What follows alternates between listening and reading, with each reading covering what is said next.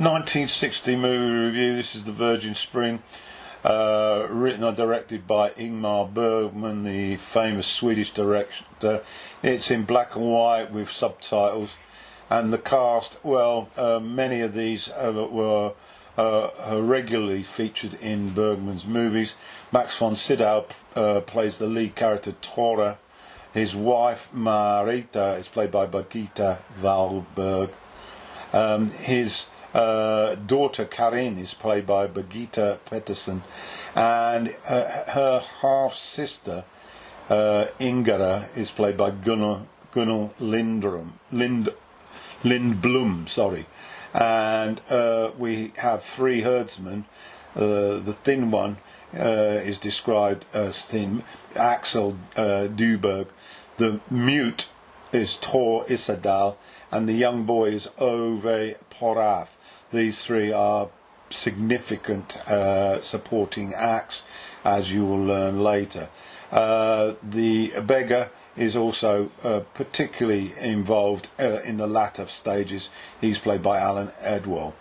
So what have we got here? Well, it's set in the 13th century.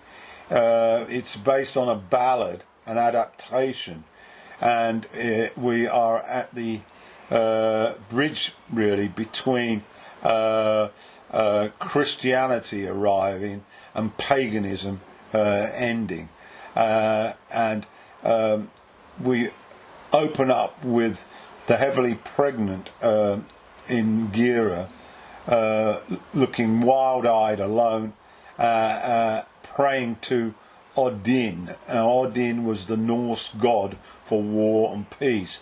She is having difficulties handling the amount of devotion and attention given to the 15-year-old Karen, and her daily life is to prepare food, light the fire, and do basic domestic chores.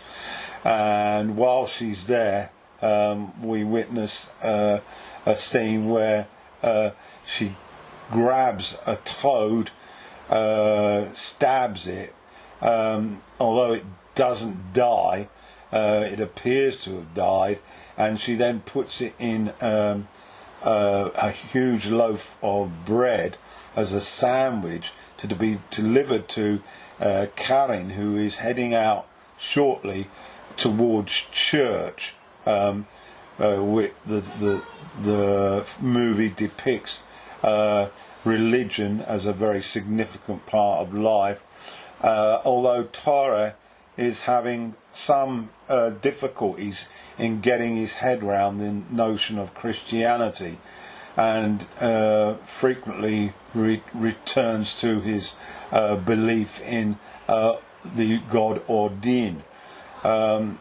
As I say, Bergman's obsession for detail is quite prolific once again here, and he focuses on quite menial tasks but really does elaborate on them. One early scene when mother is combing Karin's daughter, the daughter's hair, and this is done meticulously to get her ready for her venture outside, and we also see the elaborate displays at the food table with the telling of grace, and we then move to the point where we witness how Karin as a character is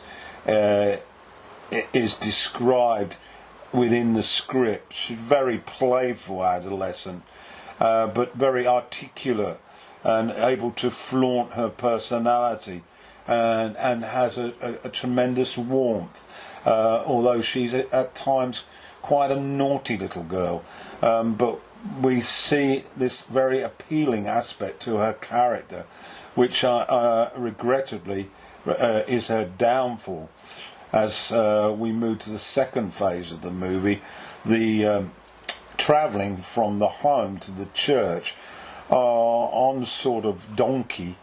She goes with Ingira, and en route near a spring, so be called the Virgin Spring, 3 herdsmen spot her and maneuver into place to befriend her, but their intentions are quite wicked, and what takes place is the naive Karin invites the 3 boys to join her in sharing the lunch, and of course she is unbeknown to the toad that's been laced between the chunks of bread, and this leads to the toad, who has miraculously recovered, fleeing, and this causes consternation in the herdsmen,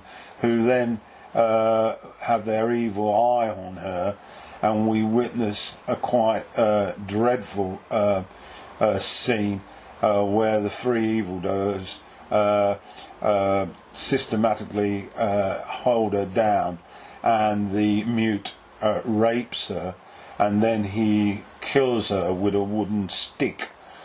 The scene is quite vivid, and it's quite shocking, particularly noting that it was a 1960 movie.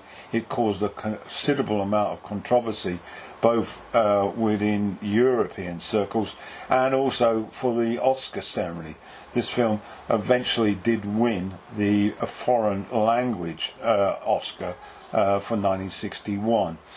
The herdsmen then try to take mementos, and they disrobe her and take various pieces of her rather excellent clothing of high quality.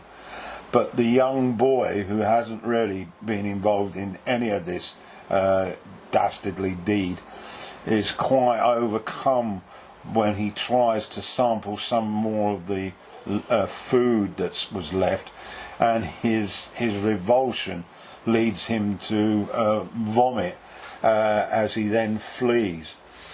The film then moves on to the family, who are waiting in anticipation of Karin's return, and of course it doesn't come, and late on, as dusk appears, the 3 herdsmen appear, asking if they can have shelter, and it's at this stage that when they are taken in, they aren't aware that the family are the parents of the slain girl, and the parents, of course, have no idea that their daughter has been slain. However, some evidence of clothing which one of the herdsmen tries to sell, it all becomes quite clear, and then we witness the revenge carried out by Tora on the 3, which is once again a very disturbing, violent attack, to which he has difficulty in resolving when it's completed, and asks for forgiveness from God. And then it leads us to the conclusion, the concluding scenes, which are filled really with emotional pain, emotional grief, shock, awe, and really predominantly the evil act has had an earth-shattering effect on all. Torre, his wife, and the half-daughter Ingera, and the rest of the flock that live in this small hamlet. So in a description really, I was wonder with some of the cinematography. The pathos is extraordinary in bringing out that sort of a solemn, pitiful feeling in you. Some of the scenes, the wind blowing the petals off the flowers, as Karen and the three sit eating some of the bread, and this is very symbolic, and throughout really the scenes depicted by the wonder of Bergman draw you well into this tale, albeit that it's over 700 years ago. It didn't feel that old. It felt that like an incident that could have taken place 20 or 30 years ago, and that's the beauty of Bergman in his period when he goes into historical facts and historical philosophy and religion, which he's touched on in a number of these early movies. He manages to bridge these to the present day, and that's possibly the beauty of his work, although he certainly treads a line with topics that he covers that are pretty disturbing and earth-shattering, and don't present the human as a particularly nice species. And I was particularly impressed by this movie, and it's really a movie that I've now seen on 2 occasions, and I like the symbolism that comes through throughout the film. Karen is going to collect candles, and when she gets them, following her attacks, the candles, which of course symbolise religious tolerance and understanding, spill from her grasp as she is subjected to the horrors by these peasant-like boys. So there we have it then. The Virgin Spring, 1960, won the Oscar in 1961, directed and written by Ingmar Bergman. Get to look at it. It's a very harrowing tale.